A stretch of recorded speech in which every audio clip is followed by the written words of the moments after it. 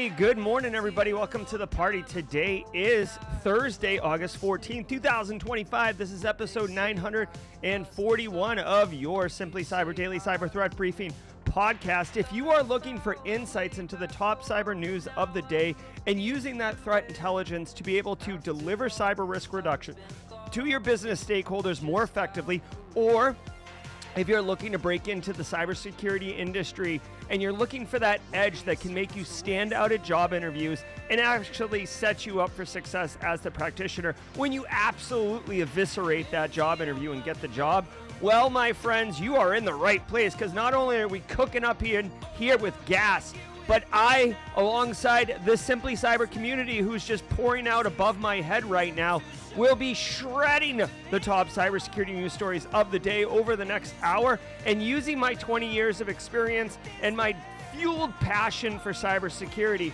I'm going to do everything within my capability to go deeper into those headlines. Yes, surface level headlines, we can all read those and gather what's going on, but my job is to go deeper than that and dip into my 20 years of experience, give you insights that you wouldn't hear normally or get from a classroom or a textbook or anything like that, to enable you to level up like an absolute boss. Good morning, Simply Cyber community. Augusta Delgado, Robert Hendrickson, Ms. Julian, Tim McDonald in the Hizzy, Butler NA, Triple D, Mara Levy, Kimberly Can Fix It, coming to you Beach Life. Yo, we are straight cooking with gas. Now, I want you to know, we're going to go through all these stories, and spoiler alert, CISO series messed up, and I only have half the stories even prepped. I don't even know, let alone the back half of the stories, I don't even know what they're going to be. Second of all, I don't do any research or prep work for any of these stories. Do you know why? Ain't nobody got time for that. Ain't nobody got time for that. What are we talking about up in here? We're practitioners. We're working people. We're busy. We ain't got time for prep and research like that. Come on, we're coming at you live. Hot, heavy, hot takes, first takes, whatever kind of take you want to call it. Steve Young's in the house. Code Brew in the upstate, Marcus Kyler, Detroit Rock City. Let's hope everybody that came back from DEF CON that wasn't feeling good is on the mend, because I want you guys to feel good. We got work to do, people. Can't be feeling sick. Too busy. Poner Joe, feel better, buddy. All right, so we're going to be doing that. As always, I strongly encourage you, if you have thoughts and opinions on any of the stories, drop them in chat. We are a community. All I ask is that you're all about support, inclusion, and empowerment for each other. And if you can get down with that, well then welcome to the party, pal. We're straight killing it. All right. Now, I do want to say also, shout out, it is Thursday, which means only one thing. At the mid-roll, you are going to be delighted by Dan Reardon, a.k.a. The Haircut Fish, with What's Your Meme Thursday. Every single Thursday, this individual right here, not only is he all about good times, he's all about making crazy good memes for Simply Cyber, and he does it effectively and entertainingly every single Thursday. We got a banger for you today. Hold on. Hold the horse. Wait. Back it up. Elliot Matisse, Wrecking Ball, are you coming at me, bro? Yes, sir. Let's go, Elliot Matisse. Congratulations, homie. I came in like a wrecking ball. Yes, sir. Now, it may or may not have anything to do with the fact that he likes NHL playoff hockey. I'm just saying, good people like that. You know what I'm saying? All right, dude, seriously, congratulations, Elliot Matisse. Love seeing one of our own knock out a job offer and start killing it. Obviously, the work starts now, Elliot, but I've got no doubt that you're absolutely going to strap on a pair of boots and start kicking mud holes into whatever the work is that you're there. As standard issue practice, just so everyone knows, including Elliot, I do have a video on the channel called How to Crush Your First 90 Days. It's straight fire along the lines of how to basically go above and beyond and just destroy your first 90 days like an absolute boss. So go check that out, Elliot. Happy for you, buddy. Okay, let's quickly run through the ad reads real quick and pay the bills, as it were. Also, just full disclosure, I really do either use these products or have relationships with the companies themselves, and I fully endorse these products and these companies. I'm so you have no idea how fortunate I am that the companies that work with me, I really, really enjoy. I don't have to take money from a company that would make my eyes roll, and I just absolutely would not want to expose you guys to. I do take, listen, real quick, and then we're gonna do the ad rolls. Someone asked me at Black Hat, like, what do I do or something like that, and I the way I categorized it was, I feel like I'm a steward to this community, okay? So I don't expose you to shenanigans or anything like that, because it's not all about straight cash, homie, okay? I mean, yes, money's good and it helps me fund my life and pay and, you know, provide for my family and such. But I'm not going to take money to tell you about, you know, I don't know, a GRC platform that I don't believe in or something like that. All right, let's do the ad reads real quick. Dude, shout out and love to Barricade Cyber's Fortify 365 solution, fortify365.com. Go there, get information. You can literally speak to Eric Taylor himself, Chief Forensics Officer at Barricade Cyber, by calling this phone number right here. What is Fortify 365 and why should you care? Well, if you run an M365 environment, which many of us do, and you are running the vanilla build, the vanilla load, the standard configuration that came out of the box, you took your M365 proverbially out of the box, put it on the shelf, and started running it, and you're like, yay! You are missing out on incredible opportunities to harden your instance by properly configuring it. You're already paying for it. Why would you not want to configure it correctly? Basically, if you get breached because you have a vanilla build of your M365 environment, I'm not saying you deserve it, but you definitely took on risk that was absolutely unnecessary. Go to Fortify 365 and get the understanding you need to solve this. Barricade Cyber can definitely help you. Also want to say shout out to Antisyphon Training. Want to give some love to this guy right here, Jason Blanchard. I do love Jason. For some reason, I absolutely brain farted in San Francisco. I wasn't expecting to see Jason. He walked into the Simply Cyber meetup. I called him Brandon for some reason. I've known Jason for years. I literally had a buffer overflow. I have no friggin' idea why I did that. But let me tell you this. Jason is going to be doing a workshop on September 16th. September 16th, 9:30 to 4 p.m., 6-hour workshop, absolutely free. You can donate $25 if you want. You will get a certificate of completion. But this is Job Hunting Like a Hacker 2025 edition. Jason has done these webinars in the past on YouTube. I've seen them.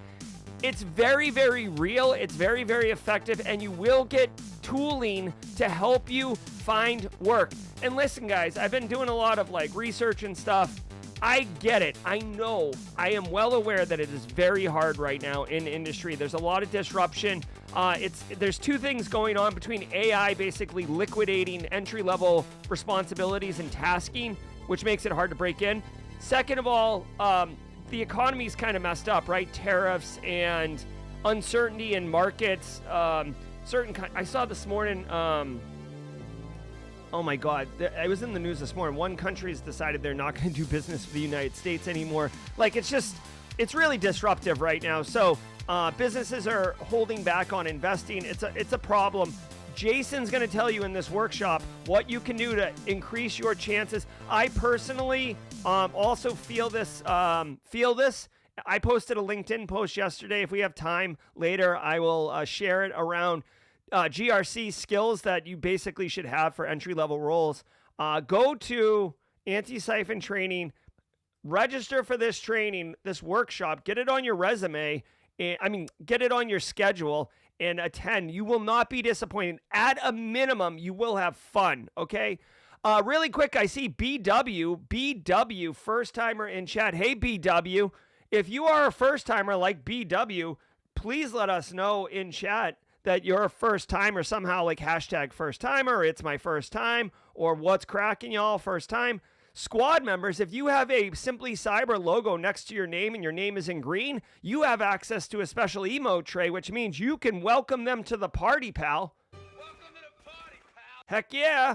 See, Alpha Sierra knows what's up.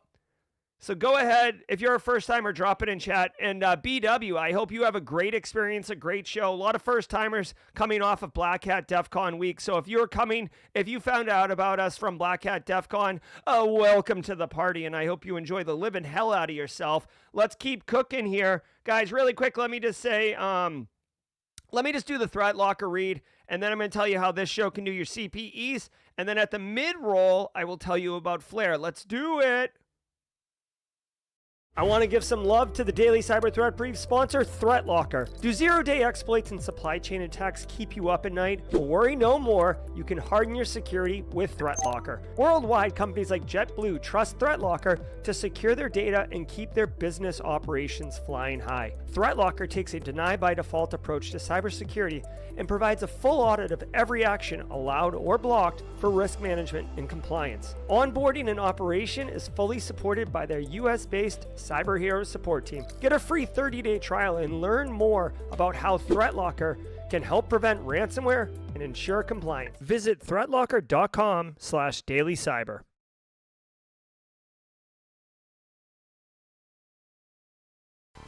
Oh yeah, newbie wee, first timer in chat.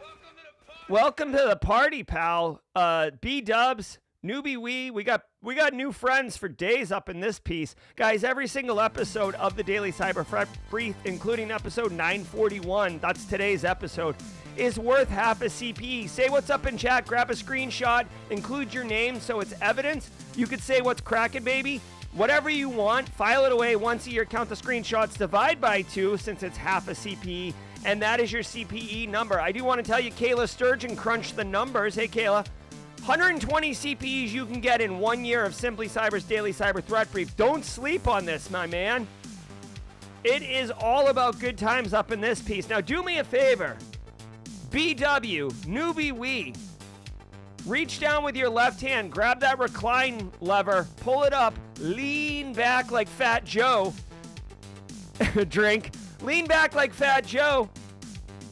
And let's let the cool sounds of the hot news wash over us in an awesome wave. We are off and running on a wild Thursday here at Daily Cyber Threat Brief. From the CISO series, it's cybersecurity headlines. What's up, AA Witherspoon? These are the cybersecurity headlines for Thursday, August 14th, 2025. I'm Sarah Lane. Hack of federal court filing system exploited security flaws known since 2020. Politico reports that a sweeping hack of the federal judiciary's CMECF case filing system exploited basic security flaws first identified in 2020, letting suspected Russian attackers and other groups steal sealed case data, source code, and sensitive court records from at least 12 district courts. The decentralized system's inconsistent security and slow adoption of fixes have reportedly left vulnerabilities largely unaddressed for years. Pennsylvania. Okay. So, all right, breathe, Jerry, breathe. All right, like, I know I use this a little too much, but when I see this story, when I hear them say the words, this is immediately what goes into my mind, okay? This right here. And if you're listening on the audio only on Spotify, you're on the treadmill, the elliptical, you're pumping iron like Derek Welski, whatever. I'm showing the Key and Peele substitute teacher where he gets angry and just clears his desk because he's like, son of a... Dude, this story pisses me off. Number one, I worked in federal IT for like, I don't even know, like longer than a long time, okay? And everybody's like, FISMA this, FISMA that. Become best friends. Yep. All right, Nerman with a super chat. Thanks, Nerman. Nerman says, had an amazing time at Simply Cyber meetup in Vegas. Met so many incredible members of the Simply Cyber community, shared experiences, made great connections, truly a valuable and inspiring event. Well, thank you, Nerman. I got to tell you, Nerman is always somebody that I seek out at the Simply Cyber community meetups. I love his energy. I love his attitude and his perspective on life. Nerman, big fan of yours, man. So thanks for supporting the channel and thanks for just being really a great person in the community. All right, so getting back to this. People are talking about like, oh, this is FISMA. We've got FISMA. Like security controls, 853. Listen, I did federal IT work for a number of years. Yes, FISMA on its surface is fine. But because there are so many, once you understand what's going on and you can really get in there, you can tailor controls out, you can accept risk. The authorizing official who signs the authority to operate the ATO doesn't really understand what they're signing. They're just like a bureaucrat who's like, rah, rah, rah, right? And it's the technical people underneath who actually understand what's working. And I'm not trying to throw shade at the authorizing official. I'm just saying the technical engineers and the IT team are just trying to get a job done, and they don't really want this, additional controls on place because they're like, oh, this doesn't really apply, doesn't make sense. And then they tell the authorizing official, and the authorizing official's like, sure, let's cook. Okay, so now here's what happens. This is what happens when you F around and find out, okay? And this right here is 1,000% what happens when you realize a residual risk that you took on for no reason, okay? Because when you tell a business, yo, you really should invest in this. This is a big risk. And they're like, oh, no, it's fine. It's fine. Look, today's the day after tomorrow, and we didn't have any problems, Chicken Little. So, ooh, the sky's falling. Why don't you go back to the nerdery with your other cyber dorks and go talk about MFA or something like that? And you're like, all right, don't shoot the messenger, brosif. And then this happens. This right here is a federal system, number one. Number two, it holds incredibly sensitive information, evidence in ongoing court cases of incredibly sensitive nature. This is not a freaking, parking ticket violation in your local municipality. This is federal court. Like, this is, I'm not going to drop the court, the ongoing saga that is this guy who had a relationship in an island and all that jazz.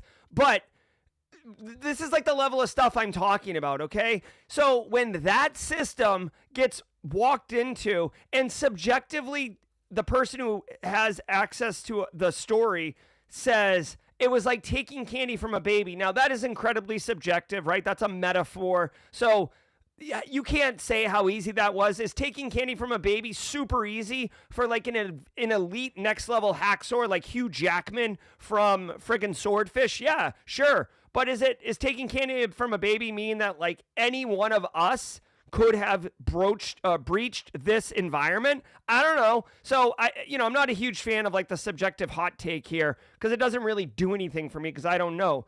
The point is, people should be held accountable and pissed off. Like, dude, if this was, first of all, if I was a defendant in any of these court cases, I would immediately start questioning the evidence and try to get my case thrown out. So look for that. Number two, if I was a prosecutor, I would be unbelievably pissed about my case getting destroyed because of this. Okay? This is basically a Dropbox for lawyers to upload evidence. There's no, like, the thing that makes me so mad is that, like, just by definition of what this system does, it is clearly holding sensitive information. You know what I mean? This isn't like some type of system that got stood up and it had multiple, like a SharePoint, right? This isn't like a SharePoint on your company network and it was used to like promote the company picnic. And then basically general counsel was like, oh, we need to stick these files somewhere. Let's just use the SharePoint. And then it got reappropriated. This is a built system dedicated and purpose driven to hold sensitive information. So for this to have gross negligence on this controls in place is it's gross, dude. I think someone should be held accountable, like fired basically. Unless the person was like, hey, listen, we should really put some controls in here. There's definitely no controls in here. And then they're all like, well, we're not going to do that because we don't have money or we don't care or whatever. Okay. Now, again, I didn't research or prep this story, so I am losing my mind a bit on just the headline. But let's just talk about this a little bit more. All right. This system has been rolled out starting in the mid-90s. Okay. So I'm not confused on why. Hold on. I'm not confused why this failed. Okay, like if they put this thing in the 90s, that's 35 years ago. And if they haven't been maintaining it, All right, let's see. Oh my God. Oh my God. Okay, So I'm going to do everything in my power not to lose my mind right now. This system was built in the 90s. This system holds incredibly sensitive information. And in May of this year, 30 years after the system was developed, they are going to start requiring people to turn on MFA. What are we doing here? Like, whoever is in, I wish I could figure out who is in charge of cybersecurity here at this business. Dude, I don't care. I don't care if you're a level 1 IT analyst, if you're a grizzled 30-year, CIO, IT, also responsible for information security. In 2025, multi-factor authentication is obvious. It is a requirement. It is standard practice.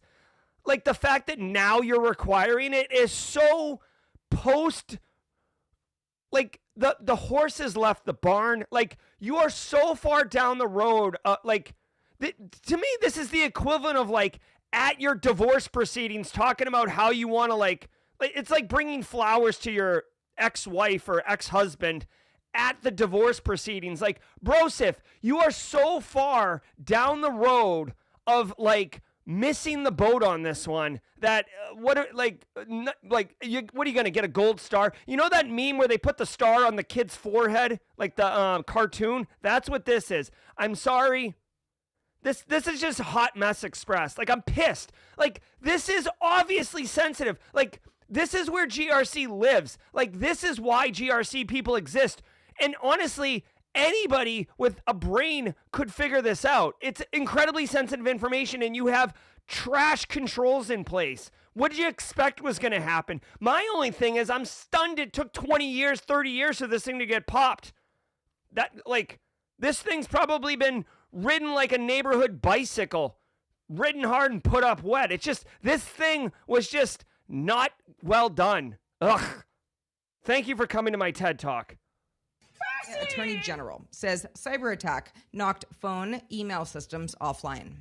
A cyber attack took down the Pennsylvania Attorney General's phone, email, and website, though prosecutors continue to work on cases. The cause is under investigation. Officials haven't confirmed whether it involved recently disclosed Citrix NetScaler vulnerabilities, which security expert Kevin Beaumont previously found on the Office's network. Citrix NetScaler flaws have been exploited globally, including against the Dutch justice system and Caribbean courts. All right. Yeah, so again, this shouldn't come as a surprise. Advanced cyber threat actors have a Citrix NetScaler exploit running around. I believe like CISA may have actually released a guidance on this. But if you're running Citrix NetScalers, there's a good chance you might get slapped, okay? You gotta patch it. You gotta patch it. Okay, first and foremost. Second of all, this instance, like, detection engineering would have detected it, but like you'd still have been knocked offline. Two things here. Number one, vulnerability management. You want to be able to find out that you're vulnerable to this attack and then patch it. Number two, business continuity planning. Dude, if your phone and email gets knocked out, what's your plan? Like, just really, like, at your business. Think about it for a second. I feel like if your phones get knocked out, everybody's just going to use their cell phones, so like whatever, big deal. If your email gets knocked out, what's your strategy there? Worth doing as a tabletop exercise from a business continuity perspective, worth simulating what do we do if email goes out, because it is not going to stop you from making widgets and producing money, but it is pretty disruptive. A lot of people, I feel like people sleep on the mission criticality of email, and they just kind of take it as like having water in your house. You're like, oh yeah, no, I've got water. Oh yeah, no, I've got email. Well, you know what? Pretend for a day you don't. Then what? Like in Fortinet VPN brute force attacks raises zero-day concerns. Gray Noise detected major brute force spikes on Fortinet SSL VPNs on August 3rd, covered this yesterday. followed by FortiManager targeting on August 5th, a pattern that has preceded new vulnerability disclosures in 80% of past cases. Gray Noise now says the activity, traced to a specific attacker cluster, is likely adaptive testing rather than researcher scans. Gray Noise now warns defenders to treat the spike as a potential zero-day precursor, block 10 listed IPs, and harden Fortinet device access. All right. I won't spend a ton of time on this. This does happen from time to time with CISO series. I've expressed my disdain for this, but, whatever, it happens. We covered this story at length yesterday on the channel, the same exact story. So I'm not going to spend any more time on it. Just basically, the TLDRs, if you're running Fortinet VPN, it appears that there's a 0-day out there, which means you can't patch it. A 0-day is a vulnerability that has no patch, basically. We suspect this. This is not a known fact, but we have confidence that there is a weaponized 0-day out there because, an exploitable 0-day, because threat actors are scanning and probing, looking for a very specific, version of Fortinet VPN. So the suspicion is that it's not researchers or some, renegade AI thing. It's basically tooling looking for something probably as they're developing the exploit, or they have developed the exploit and the brute force attacks are not being, whatever the exploit is not being detected. Long story short, you don't want to be a statistic showing up in next week's story about this particular attack. So keep an eye on your Fortinet VPNs. Obviously, keep them up to date. Patching's not going to fix anything at this time. I would increase logging on those. I would validate user accounts on those things. Make sure there's no extra accounts. Make sure the accounts are, hardened with good passwords and multi-factor authentication. Again, if this is a technical 0-day exploit, good passwords and MFA isn't going to change anything because it's literally going to punch through, or there's potential for punching through. You can have no authentication, remote code execution, okay? So you don't always need to have valid credentials, but you know what? Best practices is best practices. Obviously, you want to...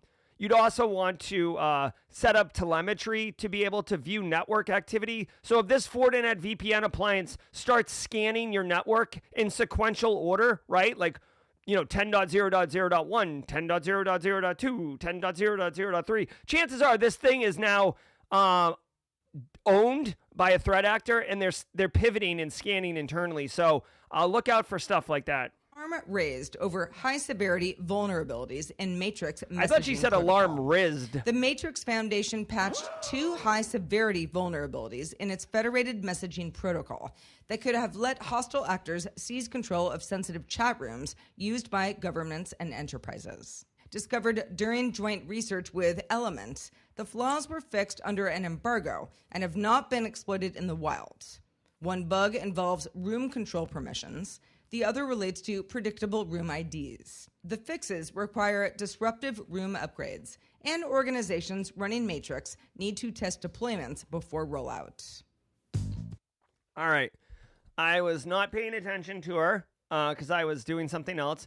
You may or may not know this. Not only do I host the show, I produce it as well, and I'm doing a couple other things.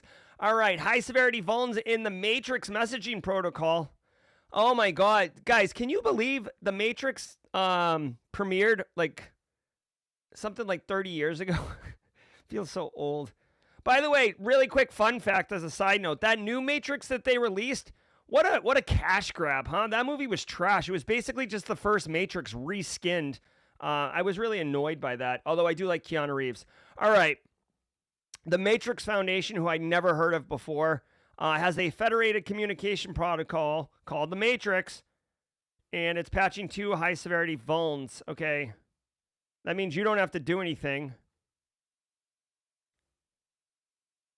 All right, let's see. Where is this used? To me, as a GRC professional, my immediate thought is, okay, this is... First of all, they're patching the problem, so that's good. Number 2, where is this used? I hate to be selfish, but whenever I hear something like this, my first thought is, does this matter to me or my clients? Does this matter to businesses that I'm responsible for protecting? If the answer is no, then I can casually read the story and understand what's going on and the implications. If the answer is yes, I'm speed running this thing to get more information on what I can do to immediately reduce risk for my businesses, my clients. All right. Matrix is an open standard that end users can run their own servers on. Okay. Governments and enterprises use it, like the French government. All right.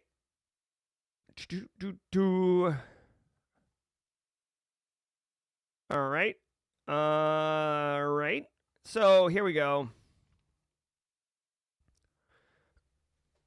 All right. So I'm going to just do a quick EPSS lookup on this vulnerability. And then I'm going to... All right, so that this isn't even found in the database yet. All right, here's the TLDRs on this particular one. Number one, this is an open standard secure messaging protocol. Right now in 2025, eavesdropping, espionage, after the fact, I don't want to call it invasion, but after the fact evaluation of your messages, like by law enforcement or ex-lovers or whatever, is a real thing, right? So you see, it's not uncommon to see like the receipts get dropped, right? The messages, the Karen Reed trial, if you followed that, right? Like the digital forensic stuff. By the way, Jessica Hyde, digital forensics extraordinaire. She's actually coming back to Simply Cyber Fireside, so look forward to that. So using Signal, for example, is incredibly valuable. I love Signal because it's end-to-end encryption, which means if someone eavesdrops on the communication path, they don't see anything. If someone steals your phone, they can't, basically pull out the information. Now, if they force you to unlock it, then you could have some issues. You could also set your phone in Signal to delete these things. Anyways, people are using messaging apps all over the place, right? We've even seen high-ranking U.S. federal officials, cabinet agency secretaries using messaging for sensitive information. Threat actors use Telegram to do their operations as well as coordinate. So it's a thing, okay? Now, if you don't trust anyone and you wanted that next level of security, Matrix is an option because you can roll your own server, you can set up your own things, and it's even more secure, right? So if you're, Threat Actor Academy, hold on, it's been a minute since I used this thing. If you're Flaming Donkey, APT threat actor group that needs secure messaging, you can set up your own, and then for 100% you control the entire flow of information, right? So Signal still has Signal servers, right? You cut everybody out. Now, because of this, finding 0 days in it is incredibly valuable to nation states who want to dip into your DMs, essentially, and see who you're talking to, what you're planning, et cetera, et cetera. So the fact that there's high severity vulnerabilities in this is very, very noteworthy and very, very important. Just like everything else GRC, even when you use this, you do significantly decrease your chances of having your messages compromised from a confidentiality perspective and an integrity perspective. Don't forget, people who get in here can modify your messages so the integrity gets compromised as well. Most people think of confidentiality only. But you still accept some risk that it could happen. So if you are dealing with highly sensitive classified messages for yourself, make sure that you're aware of this. Again, Matrix sounds like they're repairing it, so you may have to apply the patches to your own instance. But just know, there is nothing 100% forever. There is nothing 100% secure, ever. There will always be vulnerabilities. There will always be residual risk, and you have to accept that as part of your risk profile. Huge thanks to our sponsor, Vanta. CISO Series Do you sponsor, know the status Vanta. of your compliance controls right now? Like, right now. Right now. We know that real-time visibility is critical for security. But when it comes to our GRC programs, we rely on point-in-time checks. But more than 9,000 companies have continuous visibility into their controls with Vanta. Vanta brings automation to evidence collection across over 35 frameworks, like SOC 2 and ISO 27001. They also centralize key workflows like policies, access reviews, and reporting, and help you get security questionnaires done 5 times faster with AI. Now that's a new way to GRC. Get started at vanta.com/headlines. That's vanta.com/headlines.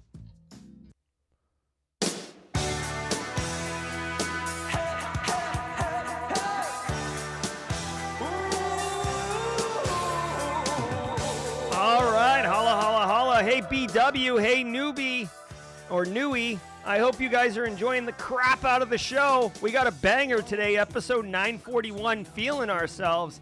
Guys, shout out and thank you to all of you. Thank you, Alpha Sierra. Thank you, Priceless Pancake, Roswell UK, Code Brew, Deb and Grady, Space Tacos, Ray Dub. We are killing it, bro. All right. Thanks to the stream sponsors, Barricade Cyber, Antisyphon, Threat Locker, and Flare. Don't sleep on Flare, guys. I have to update the link. But Flare is a cyber threat intelligence platform. I want to do more work with them. Like, I'm low-key thirsty for Flare. I had dinner with the team in Vegas. Jason Haddix works over there. I really like this group. I sent him a really nice email. Loved it. Loved working with you guys. Let's be friends. Like, let's do things. Let's party. One of the things that they are doing is their Flare Academy, where they're providing free training to everybody who wants to attend. And on, check this out. Oh man, I didn't even know this was coming. On September 4th, they've got a talk called Credential Theft Evolved. Session tokens as the new keys to the kingdom. This talk is going to be done by Eric Clay and Nick Ascoli. Now, let me tell you something about this. I'm going to drop this link in chat, and I will update the redirect in a little bit later. Flare Academy is awesome. First of all, you'll want to attend this training because you're going to learn common collection methods like info stealers, cross-site scripting, and threat actors, and really how session tokens are used in post-compromise scenarios. I'm going to attend this. Let me tell you something, okay? Really quickly. I mean this from the bottom of my heart. This is not bullcrap. This is legit. This guy right here, Nick Ascoli, this guy is awesome. Eric Clay is awesome too. Nick Ascoli, I love Nick Ascoli. This dude is a practitioner's practitioner. I met him randomly at Black Hat 3 years ago.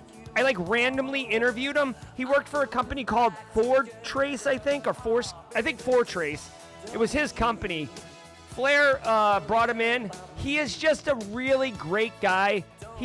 I'm telling you, he is simply cyber community vibes all day, every day. If you attend this talk, do it for the information and knowledge, but also do it to meet Nick Ascoli. I got to get Nick Ascoli on the channel. I'm going to send him an email right after this.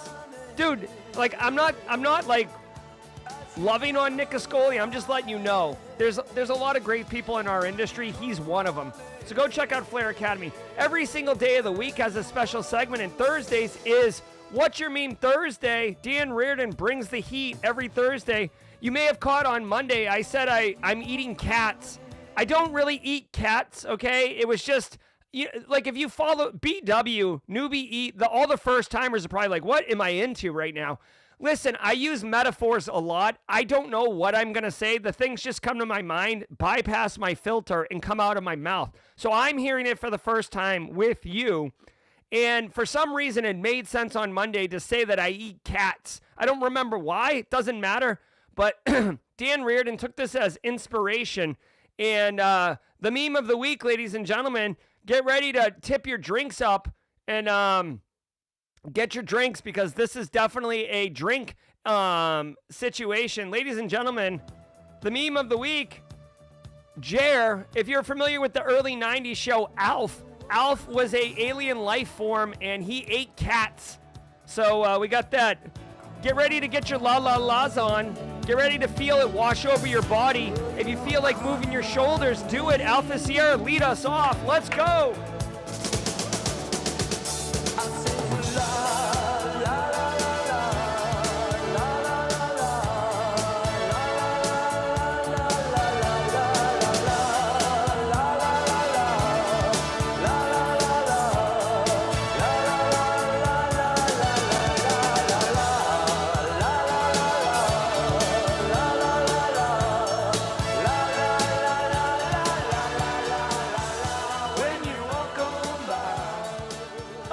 Hell yeah, man. That never gets old. That always feels good. Let's finish strong, everybody. UK expands police facial recognition rollout with 10 new vans headed to a town near you. The UK Home Office is expanding police access to live facial recognition, or LFR, with 10 new vans, extending the tech to 7 more police regions. Officials say deployments will be intelligence-led, targeted, and compliant with College of Policing guidance. Privacy advocates warn of increased surveillance and potential rights violations. The expansion comes alongside a pending judicial review and controversy over police use of passport and immigration photo databases. All right. Hey, Roswell, UK, who's one of our Simply Cyber community members and a UK citizen, please weigh in on this. So check this out. The UK has been slowly marching towards this like dystopian 1984 vibe thing. They've got closed circuit cameras, facial recognition all over the place. Ben with a Simply Cyber gifted subs. Thanks, Ben. Did we just become best friends? Yep. Heck yeah. If you're one of the 5 people who's picking up these gifted subs, do tip your hat to Ben. Thanks, Ben, so much. Appreciate it. Brandon Corbin, 32 months. Holy Jesus, thanks to be part of the community. Dude, long time. All right, so, dude, it's so funny because the European Union, the EU has GDPR. The European Union is like all about privacy for individual citizens all the time. The UK breaks free of the European Union via Brexit and then turns into like a police state. So basically they're just increasing surveillance technology. It's to me, it's wild. Now, I don't know if crime's gone down. From what I've heard, every thug in the UK is walking around with like a machete or something like that. You guys have weird laws that like if you have a gun, you go to jail forever. But if you have a machete, it's like, hey, you're cool here. So for whatever reason, knives are big or blades are big. And basically they're rolling out mobile surveillance. I don't know, man. To me, this just sounds like the slow march towards surveillance state, and then ultimately, I feel like it's a bit of a stretch to call it authoritarianism because I really don't know what's going on in the UK. I'm very aware of what's going on in the United States, and that's a different conversation. But the thing is, people can always make the argument that additional surveillance reduces crime, right? Or we can see what's going on. In a perfect world, here's the thing. In a perfect world, if you could surveil every single citizen every single moment, then you would know when crime is committed, right? Minority Report. They could see into the future. They could see crime and stop it, right? The problem is you have an erosion of privacy. And if you're like, well, if you just don't commit crimes, who cares? Here's my thing. Humans, these roaming police vans, there's humans in the police van. Humans are messy people. Humans have problems. You don't have to go any further than to look. I could give you numerous instances of people who have abused their access to information. Oh, yes, I'm this roaming surveillance van, but I'm just going to go ahead and take a right turn down my ex-wife's street and run the plates of all the cars parked out front of the house. I'm like unhealthily addicted to whatever, Nick Ascoli, okay, just to put this on myself, right? I was just like telling you guys how awesome Nick Ascoli is. So I'm like, I'm just going to abuse all my surveillance capabilities to figure out where Nick Ascoli is, right? You know what I mean? Like, people will abuse, and who's watching The Watcher, okay? Watchmen, Drink, right? The graphic novel, that's the whole thing. So I'm not opposed to all this. It's just it needs to be, any surveillance tech needs to have oversight, or else you're going to run into some problems. Now, from basically an information security practice, this isn't really a big deal. The only thing I would say is, I guess from a governance perspective, I would just think like, what are these systems running on, right? Think about the application. Think about the data on the back end. How is it doing facial recognition? Who has access to that? Can you manipulate it? We've seen numerous instances in the United States of really crappy facial recognition systems scanning individuals incorrectly and saying that they're someone else. Like there's been multiple instances of young men getting arrested for a crime they did not commit because the facial recognition made a mistake. So there is a level of system integrity that needs to be given consideration to. Again, for me and you, this is more of an interesting story on the direction of society and less of something that we need to do at work tomorrow. St. Paul's mayor confirms Interlock data leak. St. Paul, Minnesota Mayor Melvin Carter confirmed the Interlock ransomware group leaked 43 gigabytes of data from a Parks and Recreation shared drive after the city refused to pay. The files include personal and work documents, but not core systems, and all city data is backed up.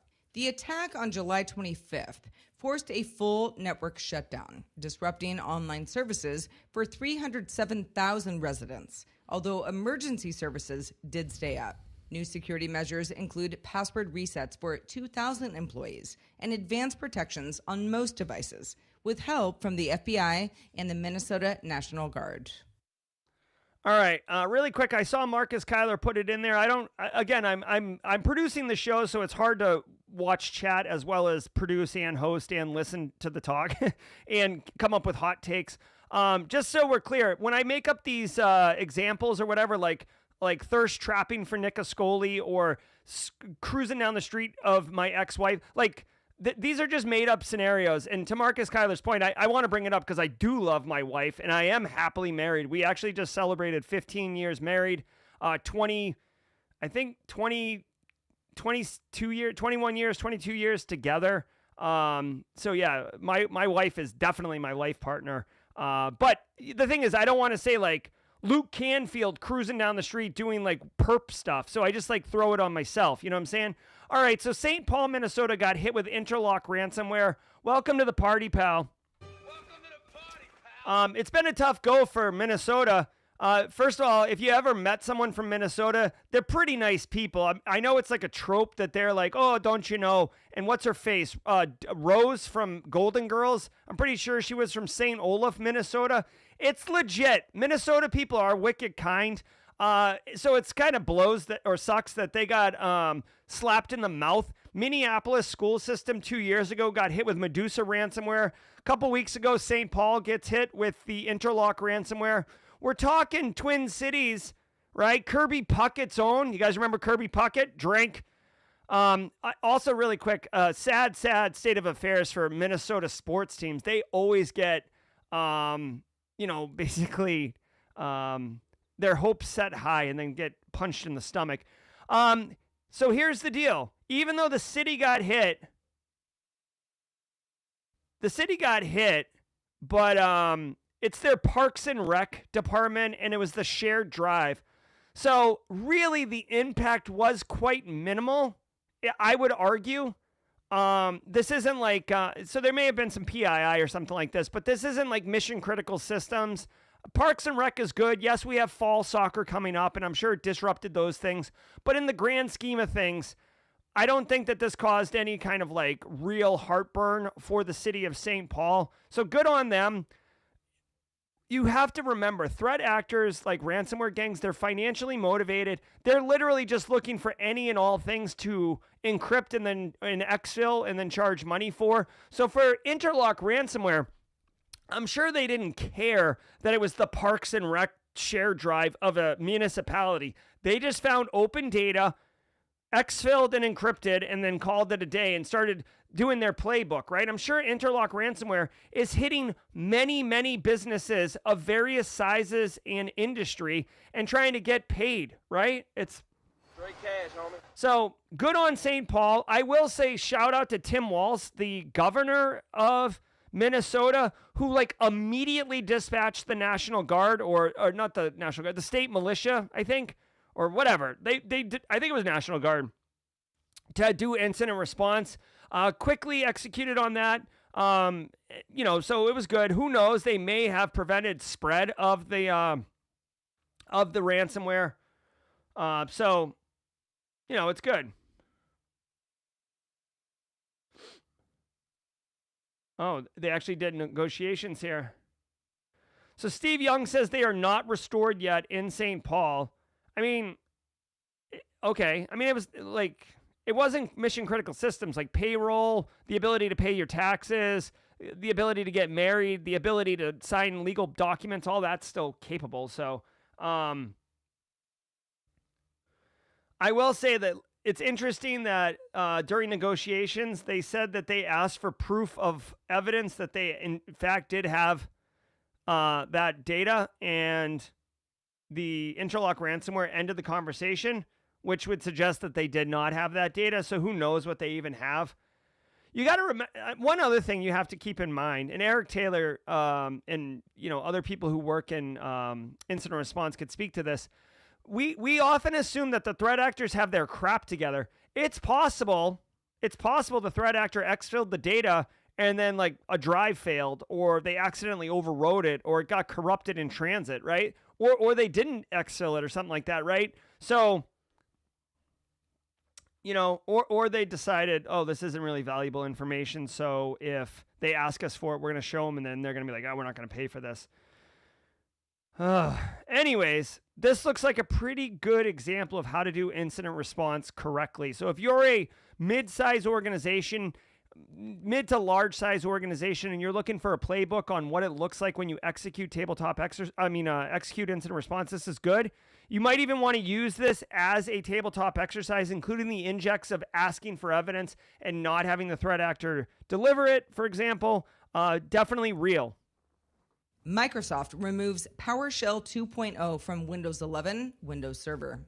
Microsoft will permanently remove PowerShell 2.0 from Windows this month, with Windows 11 version 24H2 and from Windows Server 2025 in September, ending support for the 14-year-old tool 8 years after its deprecation.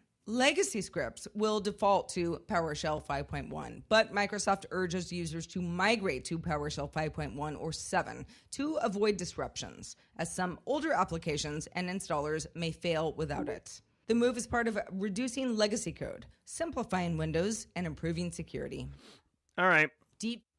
So what I'm about to tell you, I'm going to tell you a tale of two cities, okay? So gather around, children. The olds are here, and we're about to tell you what's up, okay? Dan Reardon, if we have the Magic the Gathering card where I tell you to gather around, or mods, can someone drop that? Let me tell you, like, what you'll hear, okay, in a Security Plus training, or what you'll hear in a classroom or textbook, and then let me tell you what is really going to happen, okay? So this is what you'll hear. This is the official party line, okay? So Microsoft, who's one of the best organizations out there as far as forecasting and communicating when deprecation is going to happen. Hey, Windows Server 2008 R2 is going end of life in 3 years, 2 years, 1 year, 6 months. Hey, Exchange is going end of life, whatever, okay? So they announced 7 years ago that PowerShell 2.0 was going to go end of life, okay? End of life means no longer supported. End of life means you should move off of it onto newer, better things. Thank you, Dan. All right, here we go. And for you Magic the Gathering players, this will really slap, okay? I'm playing this card. 2 colorless, 1 green. It's an instant, which is awesome. You'd think it'd be a sorcery, but it's an instant. I'm gonna create 2 coffee tokens and gather around the campfire, all right? Microsoft is great about communicating these things, okay? So, you should be running Windows PowerShell 5, PowerShell 7 dot whatever at this point. If you are still running PowerShell 2 for certain things, you have to migrate off of it because it will break once they officially deprecate. Once it's done, there is a possibility when you upgrade your servers or upgrade your endpoints that they will no longer work correctly, which will lead to business impact. It will lead to downtime. It will lead to integrity issues, all right? You have plenty of time to get this sorted out. Now, where would this exist? You could have custom scripts that do things in SQL, custom scripts that, build or, transfer data, nightly scripts that run to do clean operations or maintenance operations, whatever it is. It doesn't matter, okay?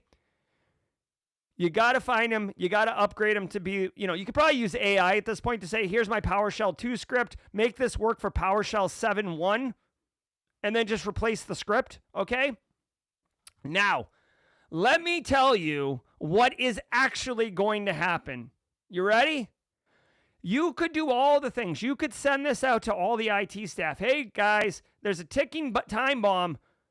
This is going to break on whatever the date is. I don't know what the date is here that they said in here.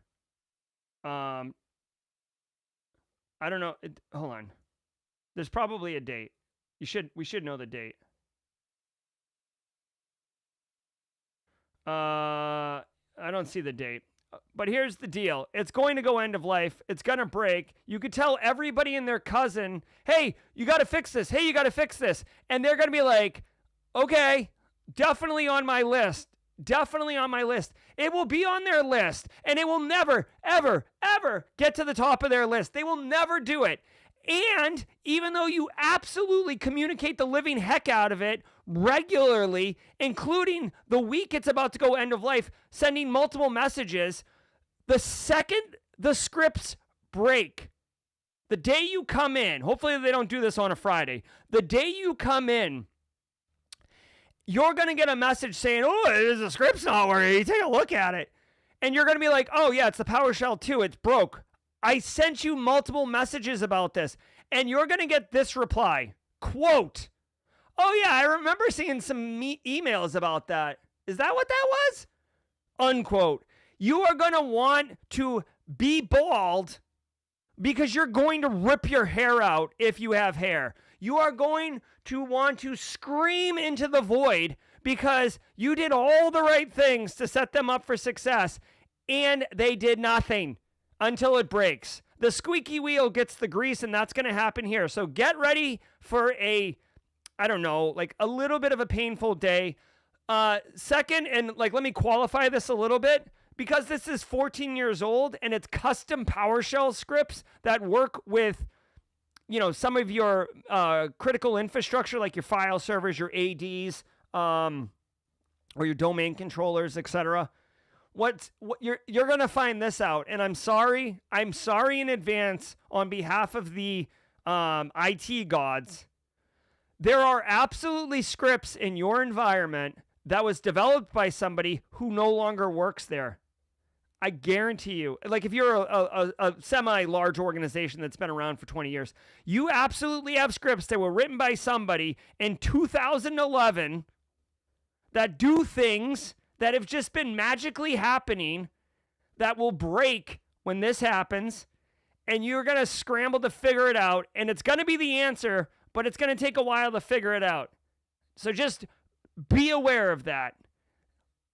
Technical debt, it's a thing.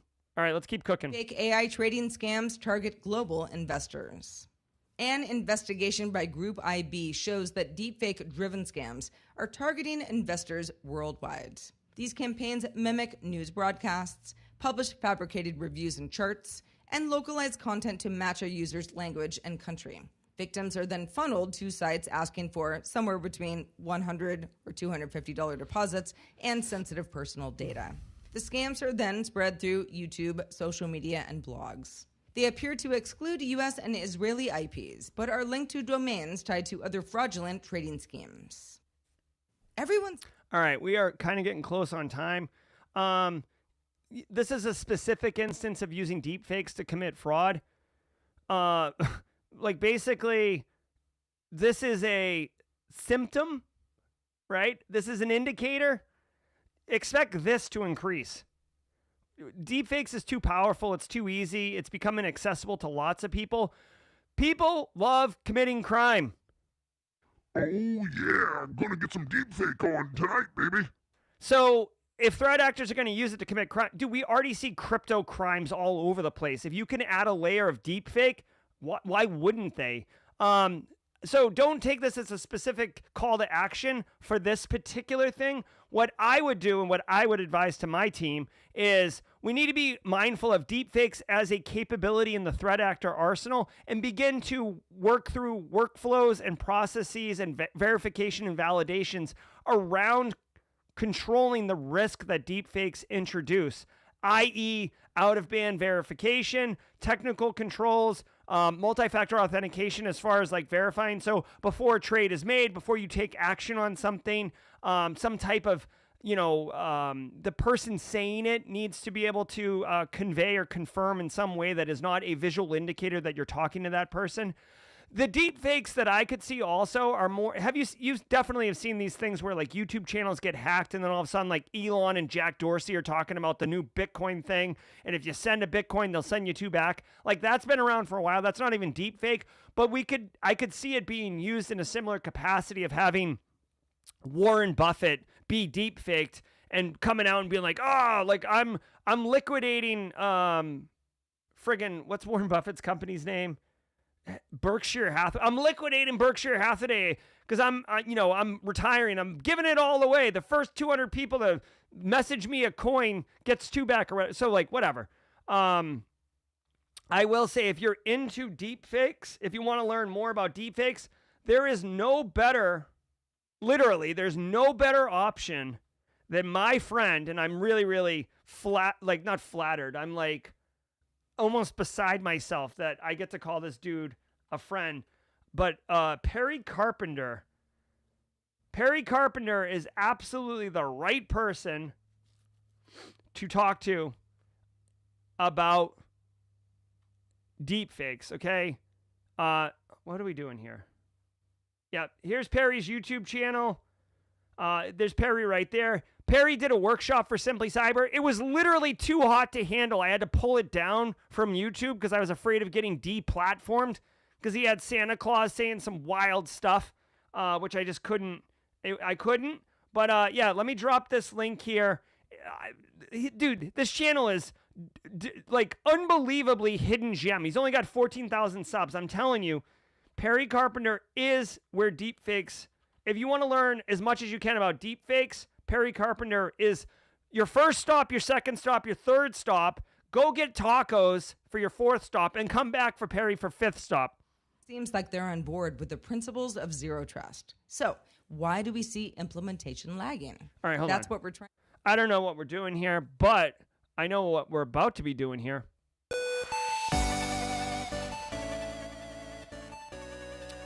Holy crap, can you believe it? It literally is the fastest hour of the day. 8 a.m. to 9 a.m. while the daily cyber threat brief is cooking. I'm telling you guys, it's an hour show. It feels like it's 20 minutes. I'm Jerry from Simply Cyber. We absolutely just eviscerated the daily cyber news alongside my friends like Mara Levy, Sierra Montgomery, Phil Stafford, the newly minted professional Elliot Matisse. We got Daniel Lowry coming up in a hot minute, so don't go anywhere. Guys, if you got value from the show, hit like, don't hit like, it doesn't matter, but tell a friend. This community is all about support, inclusion, empowerment, and the more that people know about it, the better it is for everybody. Thank you so much. I hope you got value from the show. I'll be back tomorrow at 8 a.m. Eastern Time to do it all again. But right now, I leave you in the very capable hands of Daniel Lowry as we do Jawjacking. Jawjacking is a 30-minute Ask Me Anything where you can get your questions about cybersecurity career, industry answered. Daniel Lowry is an absolute treasure, and we are very lucky to have him here to share his knowledge with us. I hope you enjoy it. Until next time, stay secure.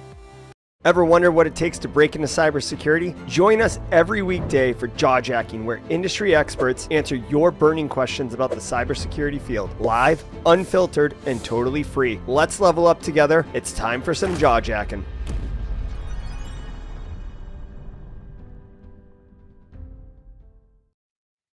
Well, hello, everyone, and welcome to Jawjacking. Jerry, thank you so much for that. Such a gracious introduction. So much fun. Man, I feel like I was just here. I feel like I was just talking with many of you not that very long ago because we had Cybercast After Dark last night, and it was great. We had Wes Bryan on. He was amazing. It was so much fun. But now we're here for Jawjacking. I love it. We just keep the party flowing, right? It's it's our own little, like, they say that New York is the city that never sleeps. Well, guess what? I think that our little cyber community here is the community that never sleeps. We're always together. We're always having a good time. But don't forget to tell your friends. We need some new people. We need some fresh blood. Always. Anybody that's interested in cyber, you tell them, hey, you should really check out Simply Cyber. Come hang out with us. We love having new folks. If you're new today, thank you so much for joining us.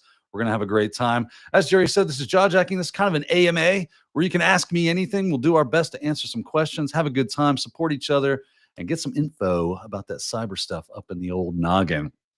All right, let's go. Let's see what's going on here.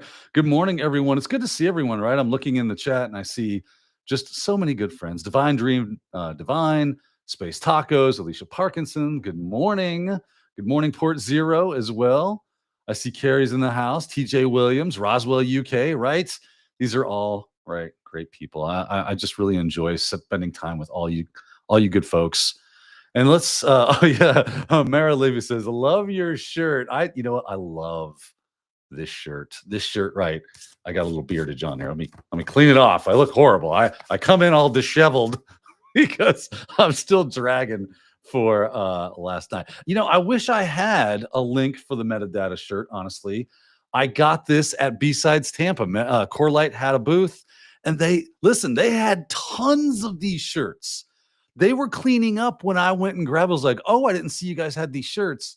They had so many of them.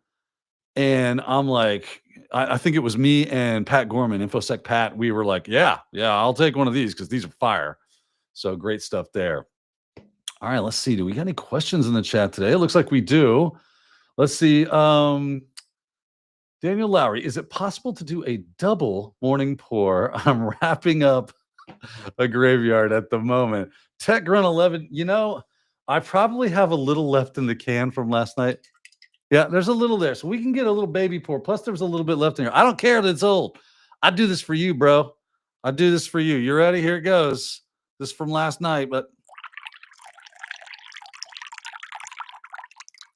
that's it. And I'm going to straight shoot this bad boy because I don't even care. You ready?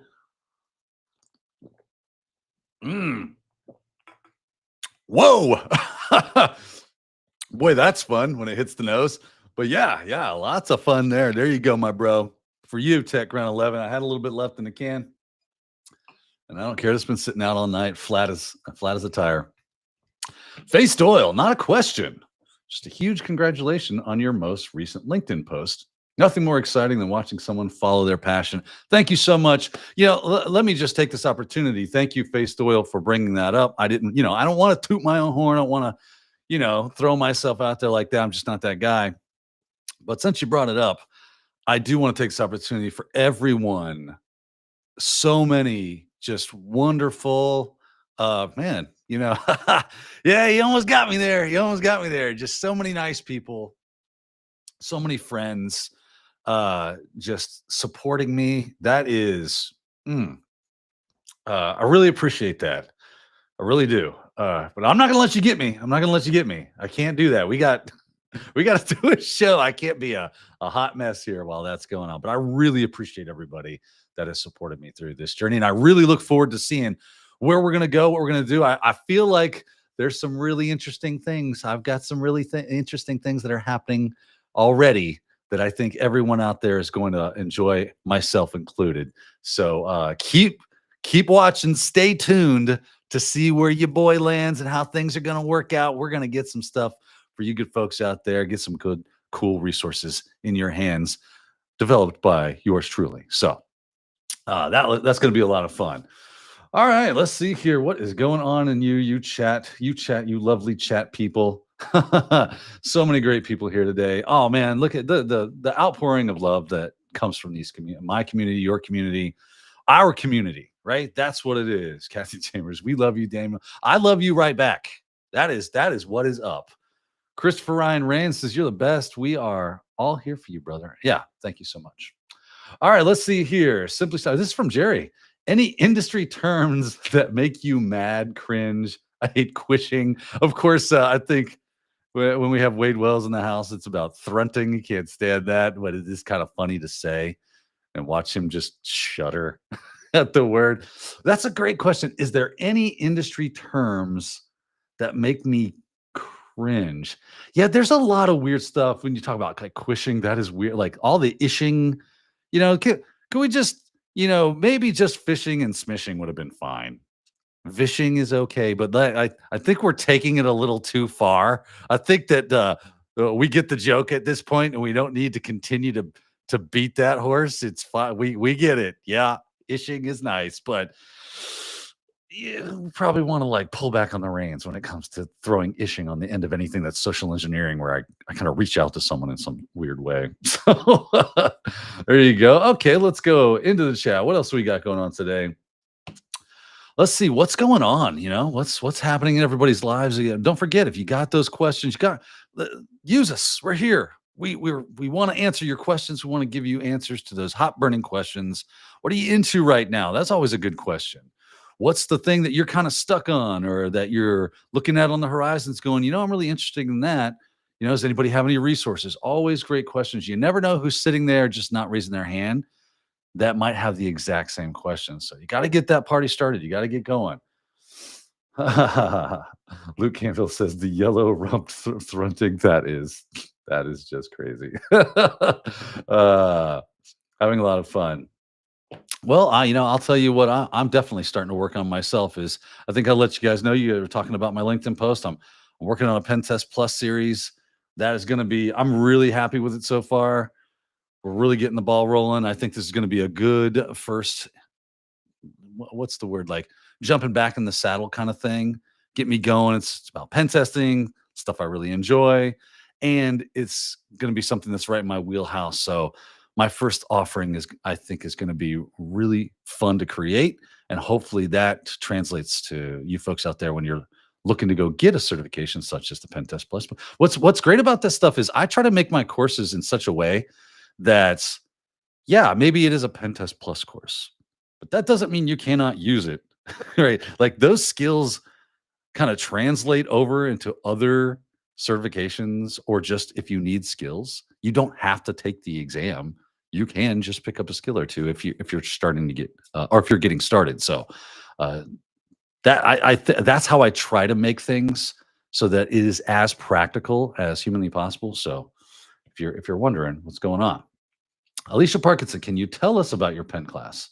Sure. Yeah. So obviously, if it is geared specifically toward the Pen Test Plus exam, the most recent one that's out, the PTO 003, it will cover all the objectives that I can find and think of to cover. So I try to make it as very comprehensive as possible. So leave no stone unturned is my motto, right? We're going to go after everything. We're going to try to do as much hands-on as we possibly can.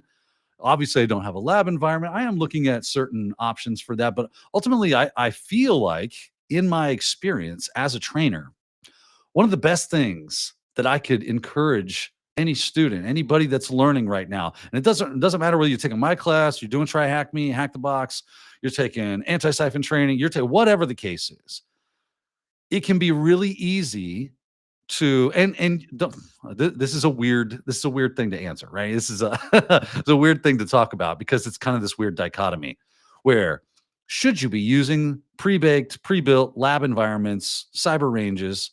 The answer is yes. Should you be home labbing and building those same types of labs and performing those same types of experiments on your home lab? The answer is yes. It's not an either or. It is a both and. There's convenience and some helps when it comes to using pre-baked lab environments. So that's really, really nice, right? That you can go, oh, I just want to go ahead and try to do X, Y, or Z tool. So if I wanted to run something like Spiderfoot, right? Or if I wanted to run a tool like, CrackMap,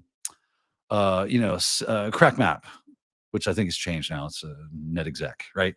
If you want to run NetExec and you want to get some hands on with that, you want to run some Burp Suite stuff, that's fine. You can go into those labs. You can work with those like Portswigger, right? They've got their own labs. You can work with that stuff. That's really nice to be able to do. So I highly encourage that you do that.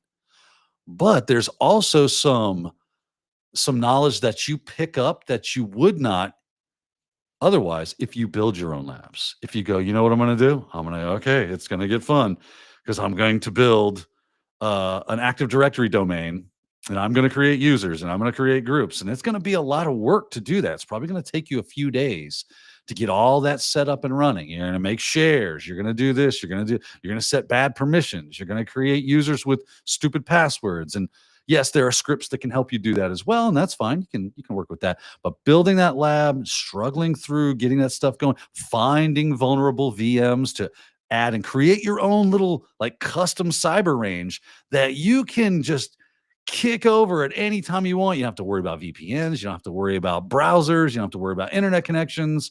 Nothing like that. It's all right there. And you built it. You know exactly what's going on. And you have access to everything on the back end as well. This is something that is extremely useful, right? So if you go grab a vulnerable VM or one of these like web apps, let's talk Juice Shop, let's talk DVWA, these easy ones, Mutilidae, BWAP. The cool thing about that is you can go and like you got the VM, you log in and you can look at source code. You can start to do like pad more knowledge around what you're learning on the outside in, and then looking at it from the inside of why that would be working, what would be the sensitive information. I remember the first time this was really like the big epiphany for me is I was looking, I was doing something like command injection or something like that. I think I was doing command injection, or I had, maybe it was an open share. Maybe I think that's what it was. I found an open share, which gave me access to the file system on the target device. Oh, well, I'm kicking around in the file system. Well, now I can go, it was Linux, so I can go to var, www, HTML, and there's all the web app files. Oh, well, there's also a database for this. Those web app pages, so because there's input and it's reaching into the database, I can start looking at the pages where the web app connects to the database. Is there usernames and passwords in that? Maybe API keys? Absolutely. That's good stuff right there. So now I have access to your file system into a much bigger issue for my client if that were something that I was on a pen test for. So that's the kind of stuff that I like to kind of demonstrate and kind of dole out in my courses. I try to give you as much meat on the bone as I possibly can. So that's kind of how that goes when you watch something that I'm creating. So, wow, yeah, I kind of took that for a ride, but hopefully that answers your question. All right, so I'm sure we got questions. I have been ignoring the chat. I think Jerry said it this way. It's hard to quarterback everything that's going on. You got a lot of players on the field. You got to keep things going. So let's take a look here and see if we can't find ourselves a question. Let's see here. I don't want to miss anybody. You know what I mean? Oh, here we go. Alicia Parkinson. Again, how did you progress through certifications when you are bad at acronyms? I am terrible at them. Well, Alicia, welcome to the club. We meet on Thursdays, dues every month. Yeah, super. I'm bad at acronyms. I come by it honestly. I let everybody, even when I'm teaching, I'll forget them. It's just one of those things that is very difficult for me. And if you're in the same struggle bus as I am, then I totally get that. When I start working up to an exam, those acronyms, what I like to do is a lot of times the reason I get not strong on acronyms is because maybe they were more conceptual for me. They weren't something I've ever tangibly stuck my teeth into. So that might be one of the barriers to success with getting those acronyms in your head. So if you're not working with CSMACD on a regular everyday basis, it can kind of be easy to just refer to it as that and not think about the words that are behind it and connecting it. You just kind of, it's like looking at a McDonald's sign, right? You look at the big golden arches, you go, McDonald's. Your brain says McDonald's. It's just how that works. It's like Egyptian hieroglyphics, right? They don't have letters that are combined together to build a word. You just have a symbol that represents an idea. So that's kind of what happens to me when it comes to doing acronyms. So what I have to do is make that less abstract. I have to start really like forcing myself that every time I say the acronym, I also in my head say the words that go behind it. Of course, flashcards are going to be a great way to help you break through that barrier because I have been successful with that as well. So yeah, hopefully that's a big help for you. That's been what's helped me success. And of course, once you get through the exam, you can go back to doing that. A lot of times, though, most of that stuff will continue to stick, but it's as you can. If they're more esoteric, as you move away from it, it'll probably start to fade on what those actually. Question: what over the horizon, future-looking cyber services do you see coming? What would a business looking to move ahead of competition start building as a capability now to prepare for the future? That's a really good question. Obviously, I think we can all understand that AI is where everything's going.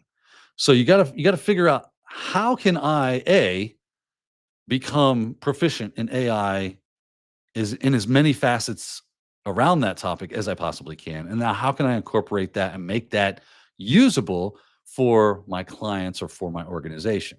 So because you're probably coming at it from one of those two perspectives. You either work as someone who is contracted to do work for clients, or you work for an organization and that's your day job, and you have to figure out, how can I incorporate these new technologies into their system so that we can stay competitive in those spaces.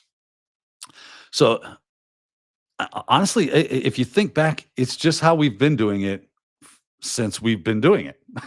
Right? I can remember working as a sysadmin and my boss coming into me and he goes, this virtualization stuff seems to really be taking off, and it would be really nice if we could reduce that server room, because I think we had 90 something servers at the time.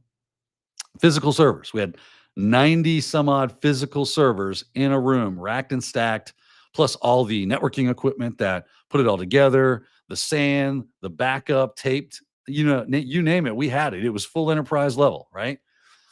We had replication, deduplication, everything was going on. So he's like, yeah, this would be great.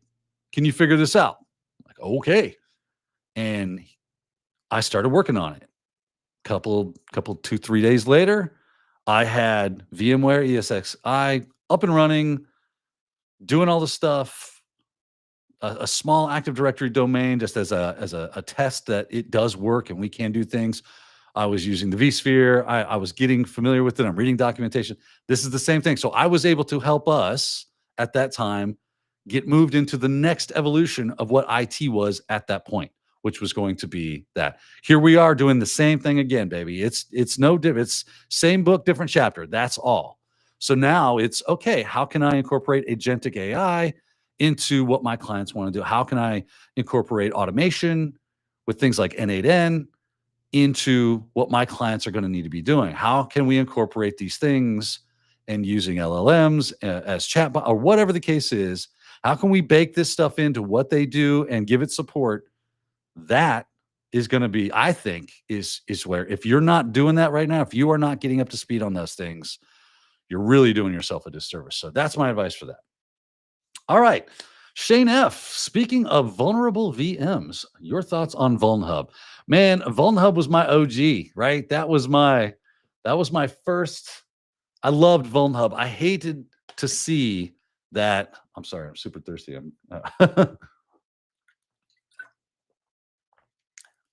I hated to see that, not that anything necessarily bad happened to it.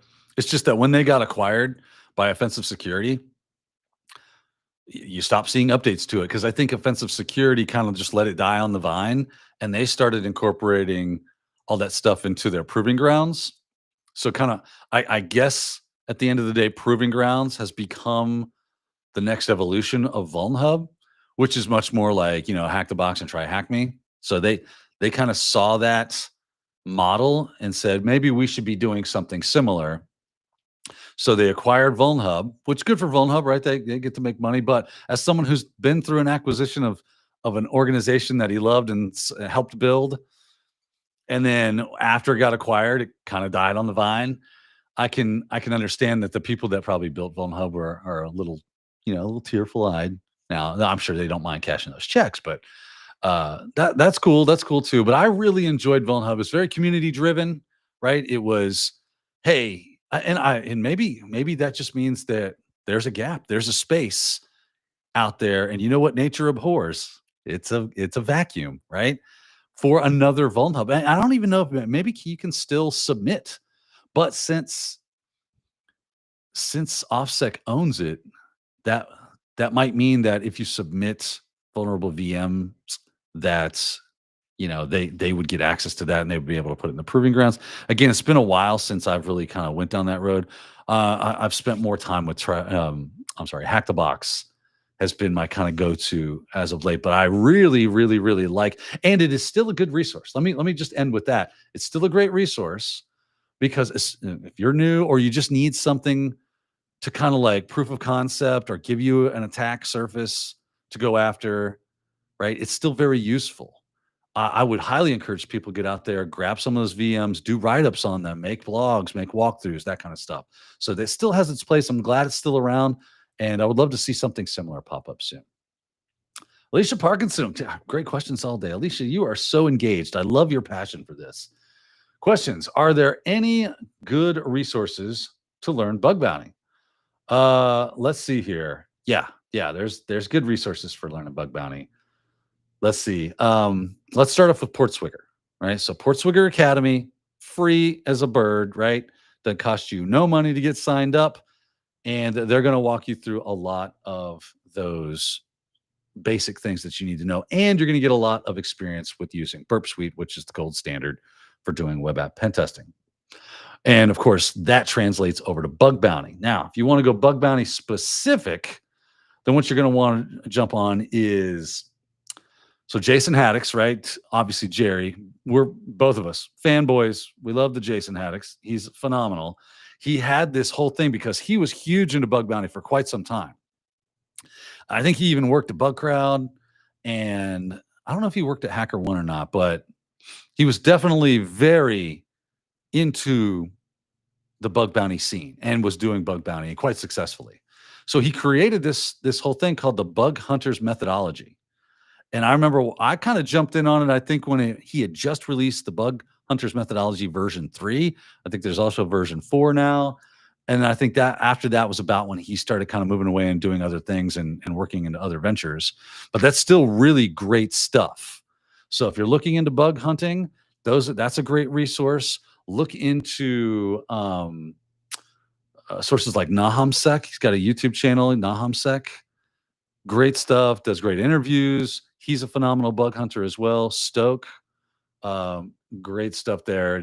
Jerry's let me know that he has linked in the chat some of these resources. So these things will be hopefully really helpful for you to be able to get going on there. I will also say one of my favorites is HackerOne's. HackerOne has this thing called Hacker 101, or the I think it's Hacking Academy, HackerOne Academy, something to that effect. Great stuff. That's going to be really good stuff for you to really go after bug bounty, because it's very bug bounty specific, because HackerOne is a hacking platform. So get signed up for HackerOne as a researcher, then jump in to their HackerOne Academy, and plus you earn points to actually get as you solve challenges, because it's like a CTF. But as you solve those challenges, you earn points to be kind of like private bug bounties. You can get invited into private bug bounties. Space Tacos, how you doing, Daniel Lowry? I'm doing great. It's an interesting thing. I'm kind of out on a tightrope right now. I've never been like self-employed. I've never been a contractor like that. I've always worked for a company. But I was talking to Jerry about this, and I'm really looking forward to working with people instead of for people, if that makes sense. I think that is probably the best way I can be utilized, because then I can go anywhere. I can be utilized and work with because there's so many great resources out there and great communities and great companies and organizations. Look at how I work here with Simply Cyber. I love working with you guys. I love being able to come in here and do this stuff. I want to work with everybody I can. I want to be able to be available and make my own stuff and put it out there and let you guys enjoy that as well. And of course, I got Cybercast and all that stuff. So I'm just I'm doing great. It's a very exciting time. Obviously, there's a bit of an anxiety that goes along with that, because now I have to traverse the idea of what it's like to become kind of like self-employed, a business owner, as it were. I've never done that. So it's a bit of an adventure, and I'd be lying if there wasn't any trepidation. But you know what?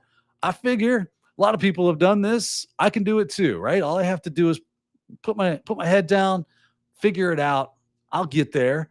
And I just really want to say thanks to everybody that's supporting me along the way that can help me. So if I get stuck on something, don't worry. I'll reach out to you guys. Like, that's what this is all about.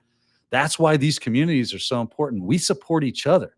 I got texts this morning that I won't share because they're very personal, but it was from somebody I met in the community. And I was honored and touched even that they would reach out to me and say, hey, I'm going through something right now, and I really appreciate your show. I really appreciate all the stuff you're doing because I enjoy it and it helps me keep my mind off that. And it's like, whoa, I get that. We've all been there. We've all had those anxiety moments. We've all had those troubles in our lives. So having this huge community of people to come together and be able to like share each other's burden, that's so awesome, right? So I'm doing great. And I hope you're doing great. I hope everybody's doing great. And if you're not, let us know and we can all, hey, we're cheering for you. We're rooting for you. And we all want the best for each other. So I enjoy that part of it. And that's why I'm doing great right now as well. Okay, let's see here. Moving on. Do we have any good questions or just great comments out there? You got a bunch of great people in here today. Oh my goodness, we're at the mark. I have to show. I cannot believe we are done already. Jaw-jacking is over. Well, this was fun, kids, but I'm going to throw it over to the Simply Cybersecurity Mentors podcast starring John Hoyt and Steve Higuereta. I hope I didn't butcher your last name, Steve, but man, this is going to be a lot of fun. You should definitely check that out. Thank you so much, everyone, for joining me today. You got the link. You know what to do. You got to follow that link. Everyone have a great day. And you know what? You got to keep hacking. See you next time.